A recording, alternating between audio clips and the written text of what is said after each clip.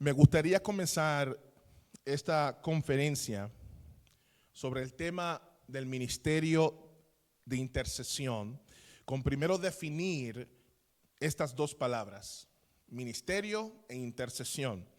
Luego, cuando combinemos estas palabras, veremos qué implica. Comencemos con la palabra ministerio. El ministerio en ambos, el Antiguo Testamento y el Nuevo Testamento, en el hebreo y en el griego, la palabra ministerio carga la idea de servir. ¿Okay? En ambos, el Antiguo, el Nuevo, en griego y en hebreo, la palabra ministerio carga la idea de servir. Muchos tal vez reconocen la palabra que es traducida ministerio en griego. ¿Cuál esa palabra en griego? Es diaconía, donde recibimos la palabra diácono, que literalmente significa alguien que sirve a las mesas. En general, esta palabra se usa para describir a alguien que está sirviendo a otros de cualquier forma, sea física o espiritualmente. Pero cuando hablamos de un ministerio en una manera religiosa, nos estamos refiriendo a algún tipo de servicio a los demás que se hace para el beneficio de otro en el poder del Espíritu Santo. Por lo tanto, el diaconía, ¿okay? El ministro, es un servidor como su maestro Jesús. Un ministerio es la forma que servimos a otros para su beneficio en el poder y con la ayuda del Espíritu Santo. Eso es lo que significa la palabra ministerio. Ahora miremos la segunda palabra, la intercesión. La intercesión. En ambos testamentos, la palabra intercesión carga un significado similar. La idea es de uno pedir, hacer petición, apelar o hablar con una persona, usualmente alguien con mayor autoridad, al favor o en contra de otra persona o grupo. En otras palabras, el intercesor es una persona que se pone en la brecha o actúa como un mediador entre dos o más personas o grupos. En la Biblia en general vemos tres tipos de intercesión. ¿Okay? Vemos tres tipos de intercesión. ¿Okay? Vemos que cuando se trata de la intercesión, uno se pone en la brecha como un mediador entre uno o más personas o grupos. Pero los tres tipos de intercesión que nosotros vemos en la Biblia, el primer tipo es cuando un ser humano intercede ante otro ser humano. ¿Cuál es el primer tipo de intercesión? Cuando un ser humano intercede, se pone en la brecha, apela, hace petición ante otro ser humano. Por ejemplo, la reina Esther intercedió ante Asuero, el rey de Persia, a favor del pueblo de Israel y en contra de su enemigo Amán. El segundo tipo de intercesión en la Biblia es cuando un ser humano intercede ante Dios. Por ejemplo, cuando Moisés intercedió ante Dios a favor del pueblo de Israel.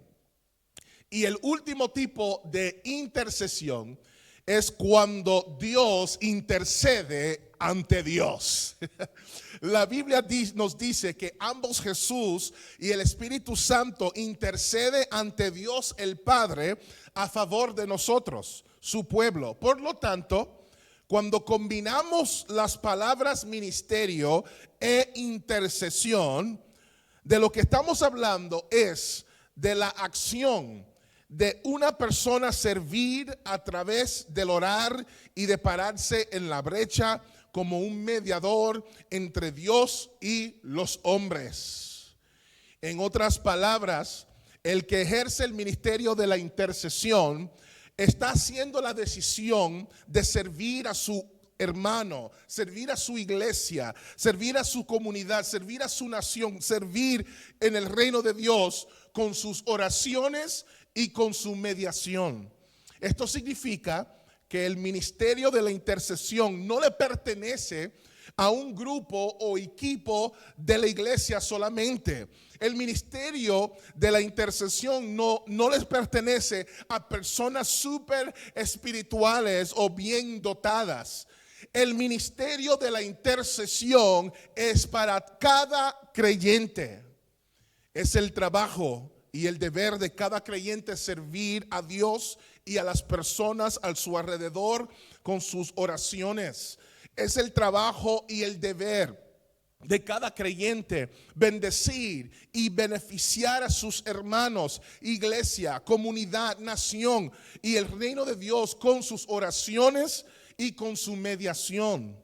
Muchos conocen el verso famoso que dice que el Padre busca adoradores que lo adoren en espíritu y en verdad. ¿Cuántos lo saben ese texto de Juan capítulo 4?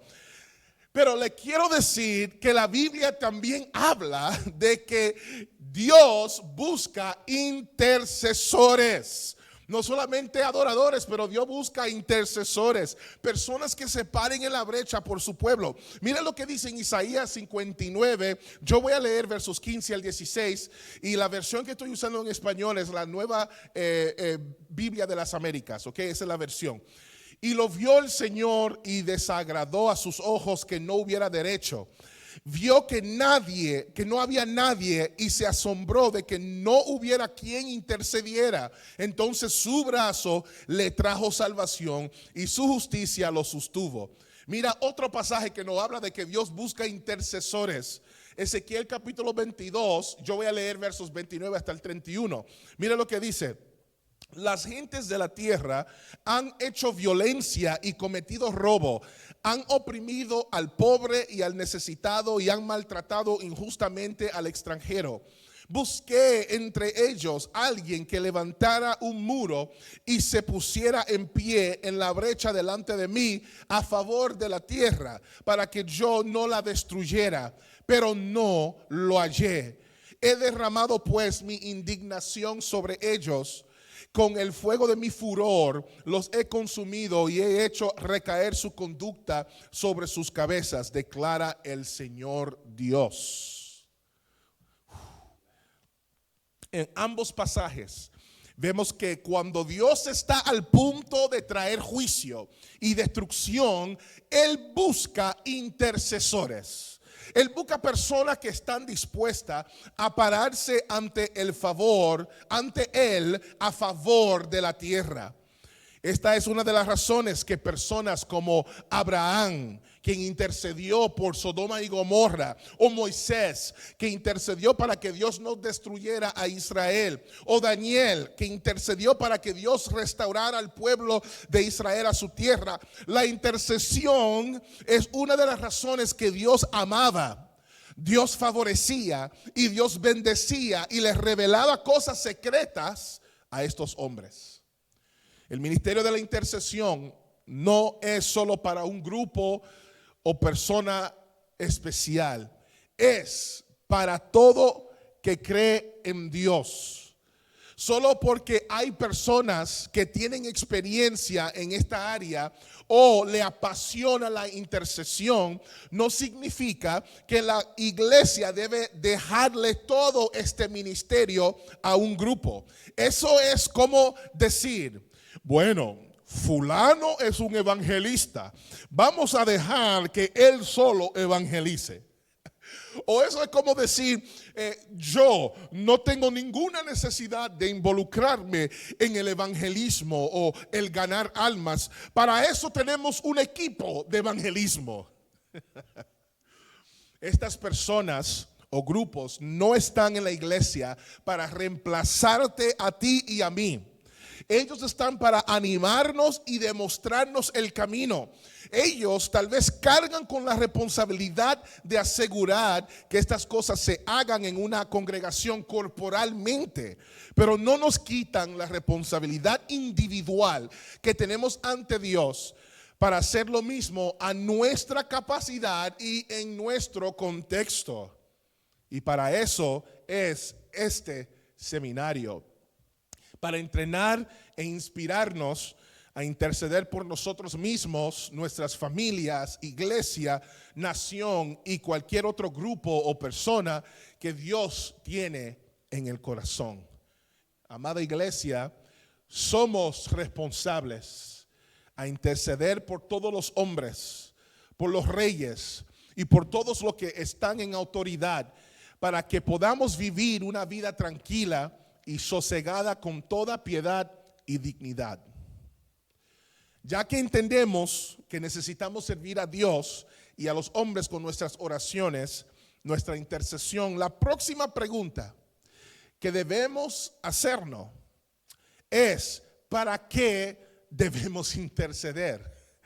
¿Cuál es el propósito de la intercesión? La respuesta es sencilla.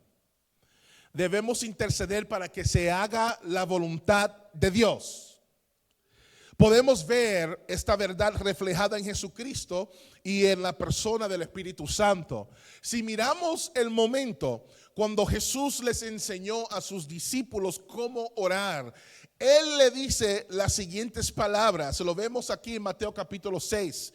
Ustedes pues oren de esta manera: Padre nuestro que estás en los cielos, santificado sea tu nombre, venga tu reino y hágase tu voluntad, así en la tierra como en el cielo.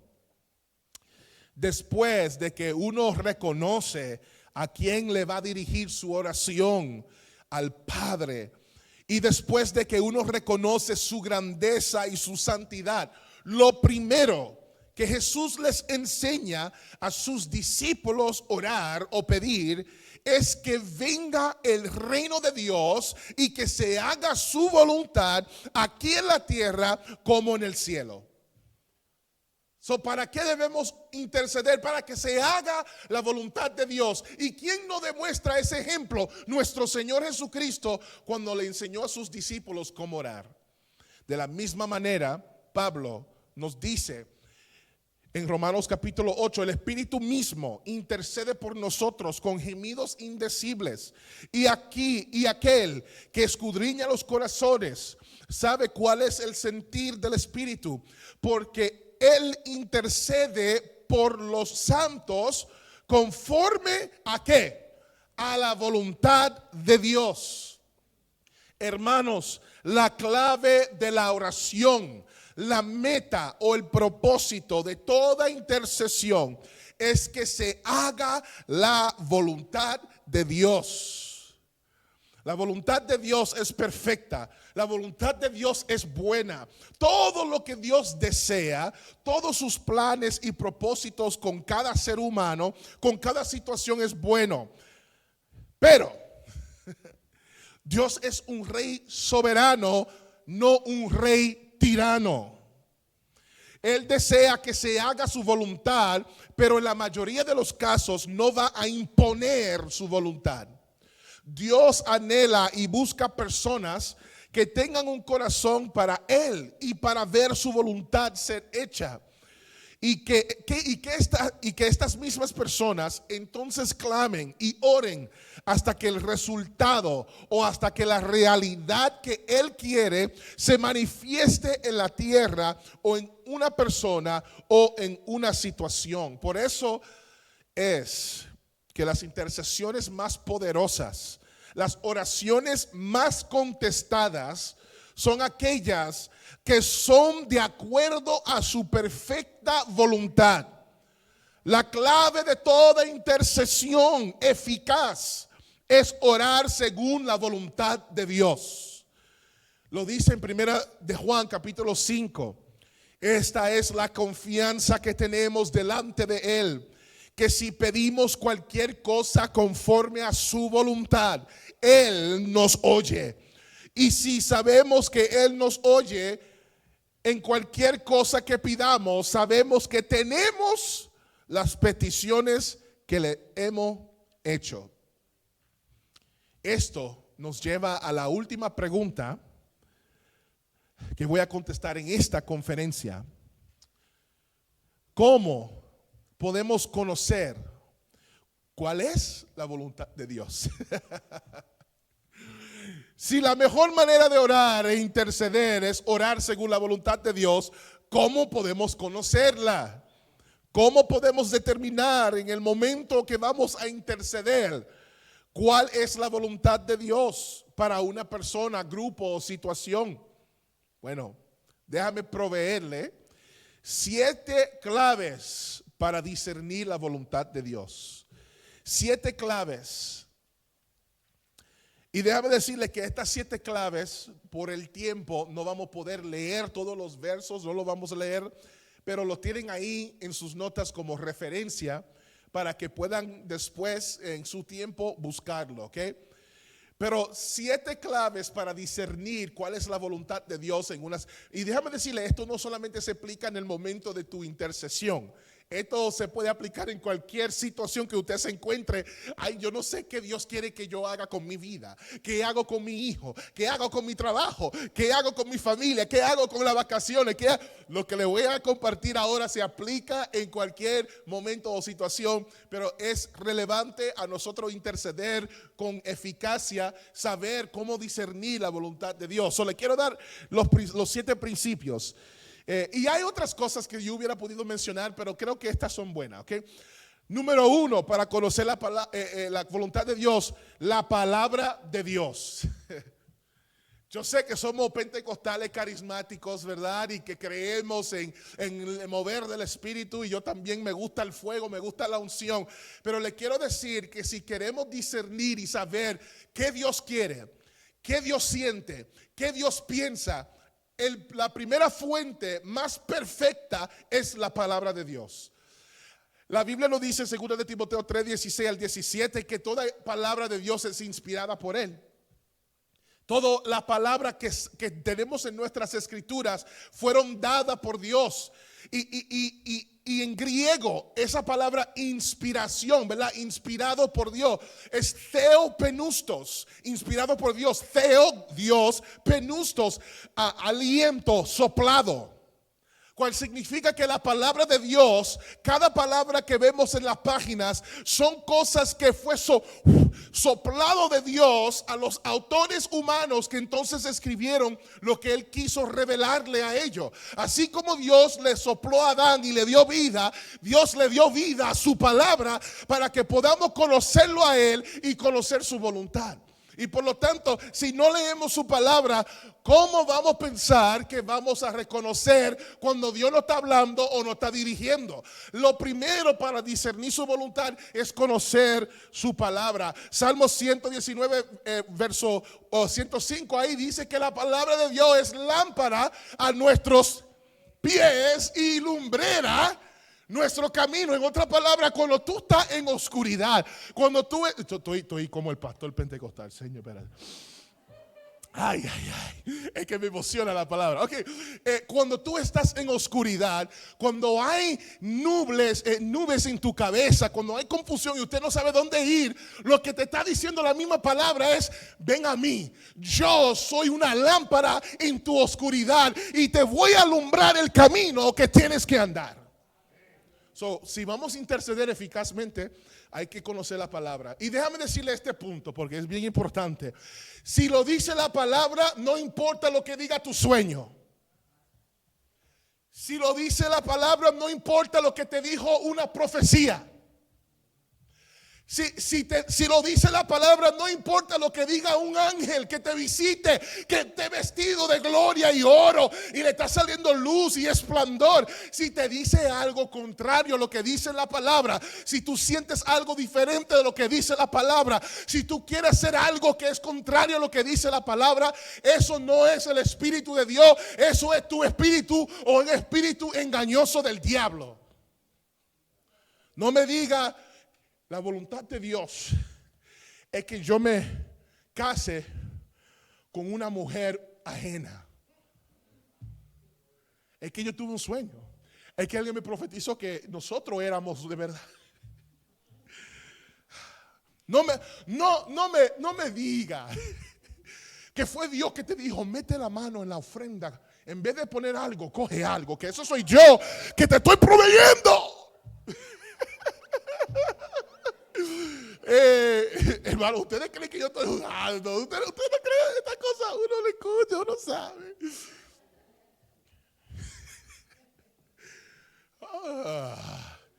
No me diga. No, está bien chismear o criticar o rebelarse. No. Si es contra lo que dice la palabra, I'm sorry, pero tú estás mal. No me importa cuán fuerte el sentido tú tengas, no importa. Eso es tu sentir o el diablo. ¿Cuál de los dos te está moviendo? ¿Tu carne o el diablo? Que no es Dios. Porque Dios nunca va a contradecir su palabra. Ok, para no darle mucho aquí, déjame seguir. Pero déjame un momento más. Hay que leer la palabra, mi gente, por favor. Ok, número 2. La voz interior de Dios. La voz interior de Dios. Si miramos a Romanos 8, los que están en su nota, ¿verdad? Nos va a hablar ahí de que nosotros, los que somos hijos de Dios, que el Espíritu de Dios nos dirige. Que el mismo Espíritu de Dios testifica a nuestros espíritus que somos de Dios, que somos sus hijos. Por lo tanto, es importante reconocer la palabra que está escrita, pero no todo que tú necesitas saber está en la palabra. Hay cosas que el Espíritu Santo te tiene que hablar, pero nunca lo que Él te habla te va a contradecir lo que dice la palabra. La palabra no te va a decir, múdate a África como misionero. Eso no está ahí, porque si no, cada cristiano estuviera en África ahora mismo. ¿Por qué que algunos sienten China y otros África y otros Suramérica y otros Rusia? ¿Por qué es? Porque no está en la palabra que tú tienes que ir a ese país en particular, sino es el Espíritu Santo y el llamado en particular que Dios les tiene a una persona, ¿verdad? Hay que saber cómo discernir también la voz de Dios. Yo no voy a decirle los principios aquí. Si ustedes quieren, yo hice un seminario, varios ya, donde yo hablo de cómo discernir cuando es Dios que te está hablando. Cómo se escucha la voz de Dios interior y discernir cuando es Él. Solamente tiene que mirar eso. No me recuerdo qué seminario específico. Yo creo que el que hice sobre moviéndose en lo profético o de los dones. Usted me escribe y yo se lo busco, ¿ok? Pero el hecho es, si quiere ver más información sobre eso, hay otras conferencias. Pero el hecho es, hay que discernir la voz de Dios. Hay que saber afinar, ¿verdad? Así se dice. Afinar el oído espiritual. Si usted no sabe cómo escuchar la voz de Dios, es algo que usted lo desarrolla. ¿Y sabe dónde mejor se desarrolla? En la palabra. Si usted quiere conocer la voz de Dios, lee la palabra y usted va a ver cosas que usted siente o le viene a la mente o su corazón y usted va a decir, wow, eso suena como en este verso, eso suena como lo que Dios hizo aquí, y eso te va a indicar poco a poco cómo escuchar su voz. Para aquellos que no creen que Dios le habla adentro, le quiero decir, usted está mal, eso es antibíblico. Los cesacionistas, no sé cuánto he escuchado ese término, cesacionistas, cesar. Esos son los cristianos que piensan que los dones del Espíritu Santo en su operación normal y regular ha cesado. Después de que se escribió la palabra de Dios en el primer siglo, ya no hay necesidad de tener profecías y tener el mover del Espíritu Santo de esa forma. Él se mueve, pero para salvar gente, tú sabes. Él se mueve, pero para guiarte, pero no a través de cosas como ustedes los pentecostales. Le quiero decir, usted está mal. Y es antibíblico eso. Dios nos habla adentro, la voz interior, el testimonio del Espíritu es lo segundo. Número 3, la voz profética de Dios. La voz profética. Usted sabe que en Amos habla de que no hay nada que Dios haga sin revelárselo a sus profetas. Cuando Dios va a hacer algo, Él le gusta compartirlo antes de hacerlo. Cuando Jesús vino, ya Dios le había dado cientos de profecías a los profetas de cómo Él iba a venir, cuándo Él iba a venir, qué Él iba a hacer, cómo Él iba a morir, dónde iba a nacer, dónde iba a resucitar, qué va a pasar en los tiempos finales. Todo eso Él lo ha revelado ya. Antes de hacer algo, Él le gusta revelar esa cosa. Entonces, algunas veces no hay algo específico en la palabra de Dios, pero hay una palabra profética que Dios le ha dado a su iglesia. Tal vez hay una palabra profética que Dios le ha dado a su vida o a su familia. Hay cosas que yo pudiera decir, mira, yo estoy seguro de esto o esto porque Dios me lo habló proféticamente. Y reconocí que esa voz profética fue de Dios. Y por lo tanto ahora yo estoy parado firme sobre mi posición como pastor, sobre mi posición como esposo, sobre mi posición y dónde estoy, porque Dios también, aparte de muchas otras cosas que le voy a decir aquí, me habló proféticamente. Y esa palabra profética sirve como indicación que tú puedes usar cuando esté intercediendo. Señor, pero tú me dijiste que tú ibas a salvar a mi hijo, y mira dónde está, en la cama al punto de la muerte. Yo no le creo a los reportes de los doctores, le creo a lo que tú me dijiste. Los doctores dicen que no va a vivir, pero tú dijiste que él iba a ser ministro, tú dijiste que él iba a ser predicador, tú dijiste que él iba a ser evangelista, y yo creo tu palabra. Y te voy a decir una cosa, cuando tú comienzas a interceder según lo que Dios ha prometido, si fue Dios, si no fue tu invención o la invención de otra persona, pero si fue Dios, ese hijo se levanta de la cama, ese hijo sale de la cárcel, ese hijo sale de la adicción, esa hija van a venir de lo que ya está entrando. Le digo que la voz profética de Dios es una de las formas que uno también puede discernir la dirección o la voluntad de Dios. Si ustedes miran a 1 de Tesalonicenses 5 que está ahí, me encanta ese verso porque dice: no menospreciéis las profecías. ¿Por qué? Porque hay mucha gente que han escuchado tanto malas, falsas profecías y hay gente que han tenido tan mala experiencia con las profecías, y hay gente que son también tan carnal y no están en el espíritu, que cuando alguien profetiza, yo no creo eso. Ellos dudan porque han visto malos ejemplos. Pero Pablo dice ahí que nosotros no debemos menospreciar las profecías, y por eso, en el contexto, apagar el espíritu. Cuando uno recibe palabra de Dios profética, que es Dios, estoy hablando cuando es Dios, mi gente, ¿okay? Porque así los pastores que vean esto, que sus líderes lleguen. Cuando es Dios que está hablando y usted rechaza la voz profética, tú apagas el espíritu en tu iglesia. Tú apagas el espíritu en tu familia. Tú apagas el espíritu en tu vida. Cuando digo apaga, no estoy diciendo que él se aparta y tú te vas al infierno. Estoy hablando de que tú no vas a seguir sintiendo ese fluir, ese río de agua viva, ese fuego en tu interior, los dones fluyen. Se va a apagar el espíritu en ti o en una congregación cuando se niega, se menosprecia la profecía. Y por eso es que en ese mismo pasaje, en el contexto también dice, sino que nosotros evaluemos, discernamos y retengamos lo bueno, rechacemos lo malo. ¿Ok? Eso significa, hermano, que algunas veces hay palabras proféticas que vienen mezcladas con parte de Dios y parte eres tu carne. Mira, el Señor me dijo que Él va a hacer esto, esto y esto, y también yo siento. Le quiero decir que aunque alguien te dé una palabra profética, aun cuando tú sientes que es de Dios, siempre examínala para asegurar que no hay otra cosa de hombre mezclado ahí adentro. ¿Ok? Pero ¿cómo discernir la voz de Dios? La palabra de Dios, la voz interior, la voz profética. Número 4, la providencia de Dios.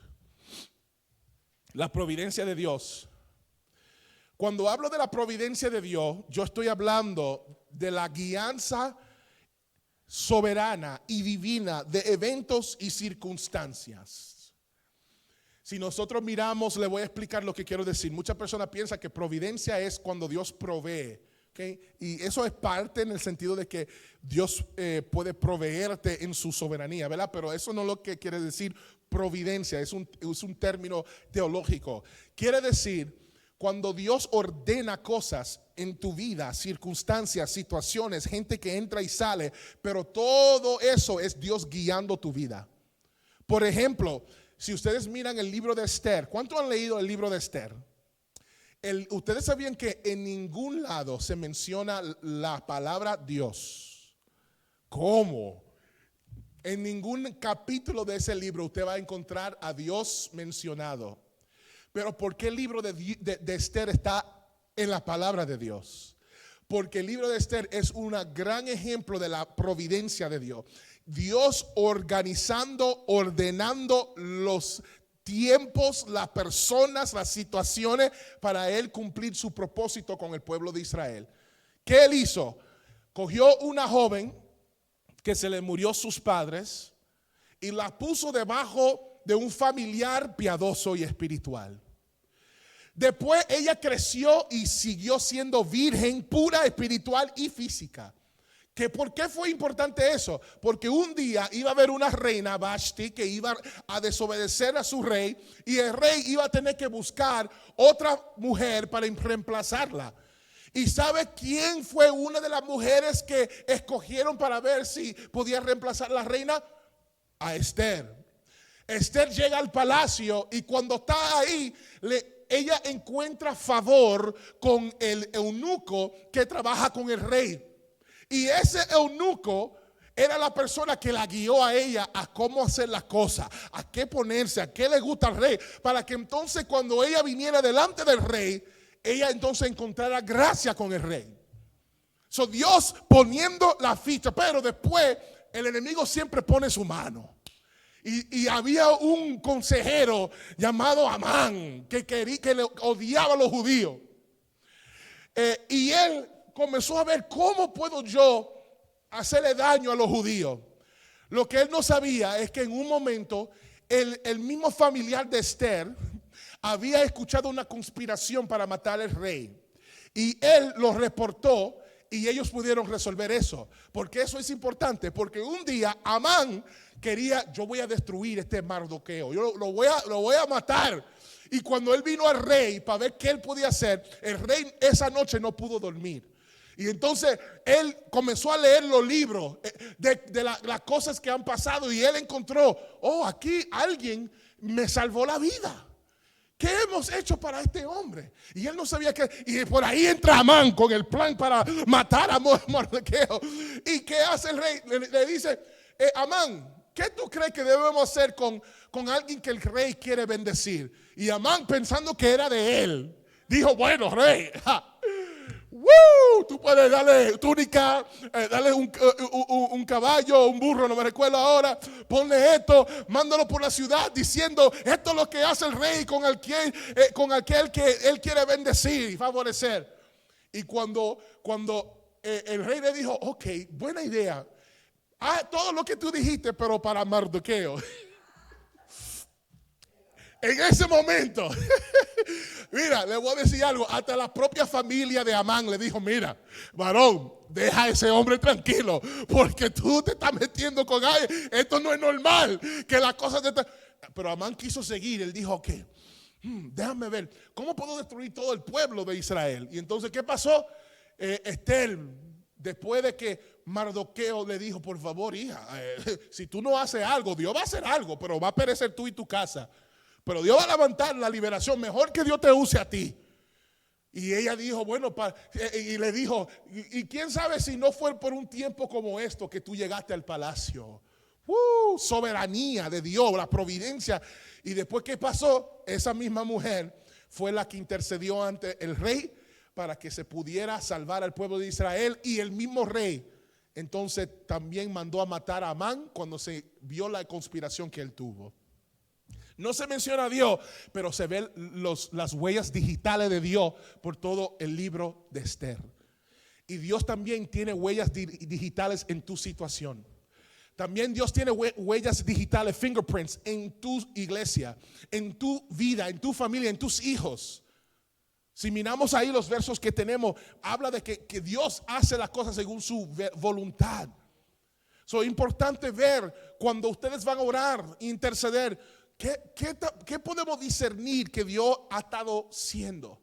Que yo pudiera dar el mal ejemplo, pero después el tiempo se me va a acabar aquí. No me cuque el pastor pentecostal, por favor, no lo cuque. Que después si sale, no sé qué va a pasar. Me voy a transformar. All right, número 5. ¿Cómo discernir la voluntad de Dios? Las confirmaciones de Dios. Las confirmaciones de Dios. Si miramos los ejemplos de personas como Gedeón, cuando él no sabía si era la voluntad de Dios, él ser un juez que Dios usara para salvar el pueblo de Israel, él comenzó a pedirle al Señor confirmación. Le dijo, Señor, con este vellón de lana, yo voy a ponerlo afuera y yo quiero que en la mañana esté mojado este vellón de lana y por alrededor esté seco. Y cuando se levantó lo encontró así. El próximo día dijo, Señor, espérate, eso es fácil. Que todo alrededor esté mojado, pero que el vellón esté seco. Se levantó y ¿qué pasó? Fue así. Y ahí él supo, oh, sí, es Dios confirmando que Él me escogió a mí para dirigir el ejército de este pueblo en contra de los midianitas. Pero después, cuando ya él tenía su equipo, Dios le dice, mira, tú tienes demasiada gente de tu lado. Y si ustedes ganan la batalla, van a decir que fue por ustedes. Yo quiero que le despida a la mayoría. Y entonces todos los que tenían miedo se fueron. Pero todavía quedaban muchas personas. Entonces él dijo, ok, vamos a hacer esto, vamos a ir a las aguas y las personas que beben agua de esta manera, yo quiero que también lo despidan. Y cuando él hizo ese proceso se quedó con 300 gente, 300 hombres en contra de un enemigo que tenía miles y miles y miles de personas de su lado. Gedeón comenzó a cuestionar otra vez, Señor, yo no sé si esto lo puedo hacer así, 300 gente, me estás probando la fe de verdad aquí. ¿Y qué le dice Dios? Mira, yo quiero que tú y un siervo tuyo vayan al campamento de los medianitas. Cuando tú vayas allá, tú vas a escuchar algo que te va a confirmar que yo soy el que voy a estar contigo. ¿Y qué pasó con Gedeón? Él fue al campamento y escuchó que ellos tuvieron un sueño donde vieron algo rodando al campamento del enemigo y que lo destruyó. Y ellos mismos dijeron, nosotros vamos a perecer. Vamos. Y cuando Gedeón escuchó que Dios le dio sueño al mismo enemigo de su destrucción, le animó. Él dijo, hombres, levántense los 300, vamos a ir a la batalla. Y él hizo una guerra ahí bien interesante. Y el hecho es, Dios confirma. Y él hace lo mismo, lo hizo en Ezequías. Otra vez no lo voy a mencionar porque ya por el tiempo, pero el hecho es, tú le puedes pedir al Señor confirmación. Hay cristianos que dicen, ya Dios no da confirmaciones. Tú tienes su palabra y tú debes reconocer su voz. ¿Dónde dice eso la palabra? Que tú no puedes pedir confirmaciones. Sí, lo que yo veo que son muchos que piden confirmaciones. ¿Ok? Si tú estás buscando su voluntad y tú vas a las palabras, tú estás discerniendo la voz interior, tú estás escuchando palabras proféticas, tú estás viendo la providencia de Dios, poniendo todo en su lugar para que tú sepas cuál es su voluntad, pero todavía tú quieres estar seguro, pídele confirmación.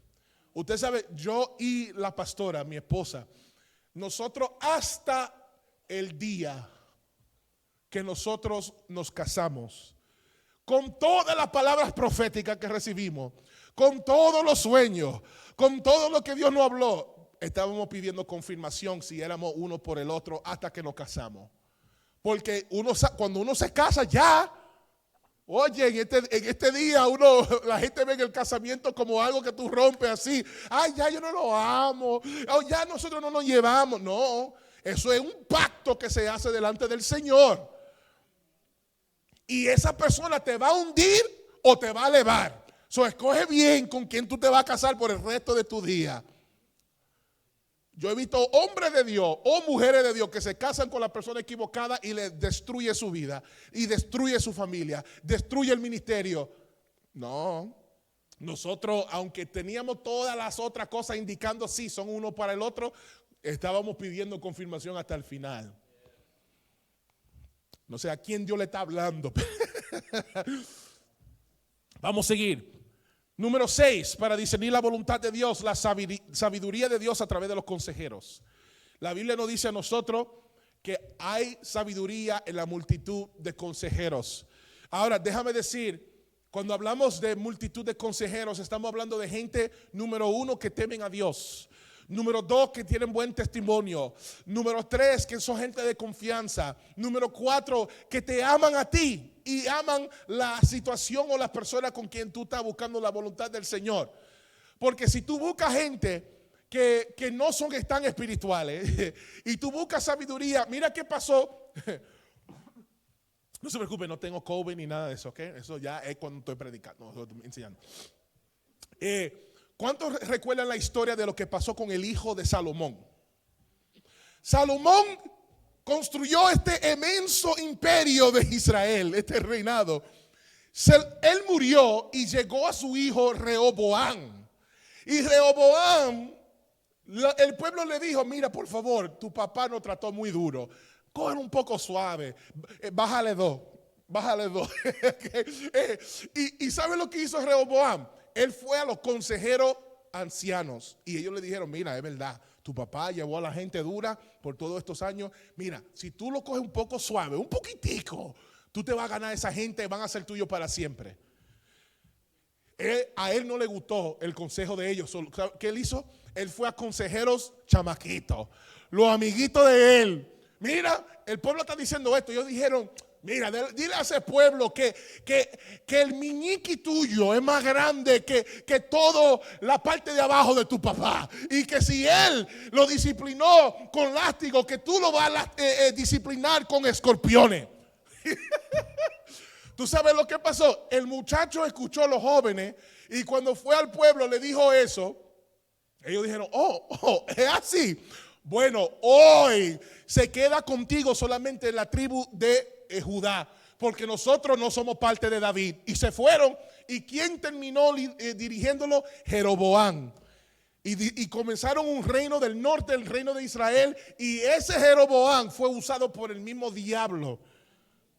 Pero como esto no es historia del Antiguo Testamento, tengo que seguir. El hecho es, ten cuidado con qué consejeros tú busques para buscar la voluntad de Dios. Porque no todos están buscando tu mejoría.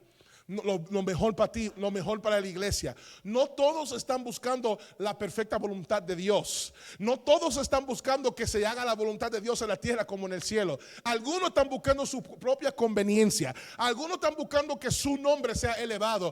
Algunos están buscando sus propios beneficios, favor. Y no están pensando ni en Dios ni en ti. Son gente que son personas que por afuera se ven espirituales, que por afuera tienen las palabras correctas, se visten correctamente, pero por dentro, como dijo Jesús a los fariseos, hipócritas y víboras, que son como sepulcros blanqueados, que están sucios por dentro, quieren limpiarlo de afuera. Pero tiene que comenzar de adentro. Pero le voy a decir algo, si tú sí tienes gente sabia y gente de confianza y gente que aman a Dios y gente que saben orar y gente que son confiables, que no chismean, que no traicionan, que no hablan la cosa en público, si tú hablas con personas así y tienes un grupo de ellos, ahí el Señor puede traer sabiduría a la situación que usted necesita discernir su voluntad.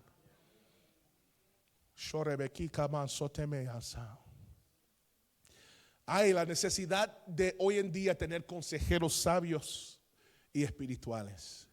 Aquí está la última para discernir la voluntad de Dios: la bondad y la gloria de Dios. Ok, cuando hablamos de la bondad de Dios, recuerda que en Romanos capítulo 8, verso 28 dice que Dios trabaja todo para nuestro bien, para aquellos que lo aman y son llamados a su propósito, ¿verdad? Cuando se trata de la gloria de Dios, primera de Corintios 10, verso 31 y los otros versos que ustedes van a ver ahí, tiene que ver con que todo lo que se haga, sea en palabra o en hecho, sea de comer o beber, todo se debe hacer para la gloria de Dios. Ok, ¿por qué este punto es bien importante? Porque cuando tú estás buscando la voluntad de Dios, si lo que usted quiere hacer no va a ser bueno para ti o bueno para la persona, no es de Dios. Si Dios siempre quiere lo mejor. Y déjame decir, lo mejor y lo bueno de Dios no siempre es lo que tú piensas. Porque para alguna gente Dios quiere que ellos sean perseguidos. Mira lo que pasó con Pablo. Pablo, Dios lo mandaba a lugares, pero ya le había profetizado. No te preocupes, ese muchacho, él está persiguiendo a la iglesia, pero ahorita lo van a perseguir a él. Y Dios se complacía de que él iba a los lugares y que entonces él fuera perseguido. ¿Y sabe qué? Pablo termina diciendo, mira, yo tengo un aguijón que yo le he pedido al Señor 3 veces que me lo quite. Un mensajero de Satanás. Para de estar diciendo que fue una enfermedad. No fue ninguna enfermedad de los ojos, de la pierna. Fue un demonio que levantaba persecución en contra de Pablo. Se ve en 2 de Corintios 11, antes de llegar al capítulo 12. ¿Okay? Ahí está el contexto de los sufrimientos que él tuvo que pasar por Cristo. Después llega el 12 y él dice, se le dio revelaciones a un hombre que fue llevado, él no sabe si en el cuerpo o fuera del cuerpo. Pero el hecho es que por estas revelaciones Dios le dio un aguijón. Un mensajero de Satanás le rogó 3 veces y Dios le dijo, no te lo voy a quitar, bástate en mi gracia. Y entonces Pablo le dice ahí, bueno, entonces ya aún más me voy a gloriar en mis debilidades, porque el poder de Dios se perfecciona en mi debilidad. El bien tuyo no siempre es el mismo bien que Dios piensa, ¿verdad? ¿Ok? Pero el hecho es porque los pensamientos de Dios son más altos que nuestros pensamientos y los caminos de Dios son más altos que nuestro camino. Pero sí, todo lo que Dios quiere hacer con tu iglesia, con tu familia, con tu vida, con una persona, siempre va a ser para bien. Si alguien está diciendo lo que yo quiero hacer es algo para mal, o lo que se está planificando es algo que va a traer mal, entonces eso no es de Dios. Dios siempre quiere mover las cosas para bien, pero también para su gloria. Por lo tanto, si hay algo que se va a hacer y eso no le puede traer gloria a Dios, no es de Dios. Dice todo lo que haga, en hecho o en palabra, aún lo que tú bebes y lo que tú comes, si tú no lo puedes hacer para la gloria de Dios, no lo haga. Por lo tanto, cuando usted esté pensando, si yo hago este movimiento, si yo digo esta palabra, si yo me comporto de esta forma, si nosotros hacemos esta decisión, ¿esto le va a traer gloria a Dios o va a avergonzar el nombre de Dios? Y eso, la bondad y la gloria, son el último punto para poder discernir la voluntad de Dios. Y con esto yo concluyo esta conferencia. La clave para una intercesión eficaz es orar, que se haga la voluntad de Dios. Dios busca personas dispuestas a pararse en la brecha a favor de otros para que su buena voluntad se pueda convertir en una realidad. Pero la pregunta es, ¿cumpliremos con este ministerio? ¿Serviremos a los que están a nuestro alrededor a través de la oración? Bendiciones celestiales les espera a los que tomen en serio el ministerio de intercesión.